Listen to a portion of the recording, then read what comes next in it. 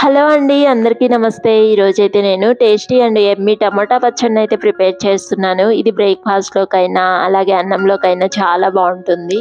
First అయితే దీనికోసం stove వెలిగించుకొని, ఒక పాన్ పెట్టుకొని, కొద్దిగా ఆయిల్ వేసుకొని, హీట్ అయ్యాక కొంచెం జీలకర్రని కూడా యాడ్ చేసుకొని, 2 మీడియం సైజు ఉల్లిపాయలని నిలువుగా కట్ చేసుకొని యాడ్ చేసుకుందాము. అలాగే ఒక 10, 12 చిన్నుల్లిపాయలని కూడా యాడ్ చేసుకొని, 3 మినిట్స్ మంటను మీడియం ఫ్లేమ్‌లో పెట్టుకొని వీటినైతే మగ్గించుకుందాము. ఆ తర్వాత నిలువుగా కట్ చేసుకున్నటువంటి 2 టమాటాలని కూడా యాడ్ చేసుకొని, నిమ్మకాయ సైజ్ అంత చింతపండుని, రుచికి సరిపడా ఉప్పుని, కారాన్ని యాడ్ చేసుకొని మరో 3 మినిట్స్ అయితే మంటను మీడియం ఫ్లేమ్‌లో పెట్టుకొని మూత పెట్టి మగ్గించుకుందాము.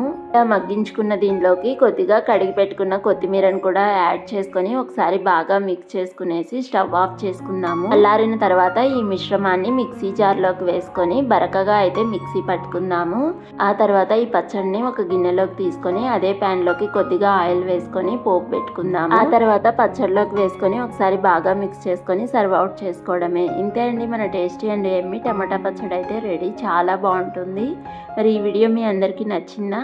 అయితే లైక్ చేసి, షేర్ చేసి, సబ్స్క్రైబ్ చేయండి. Bye bye.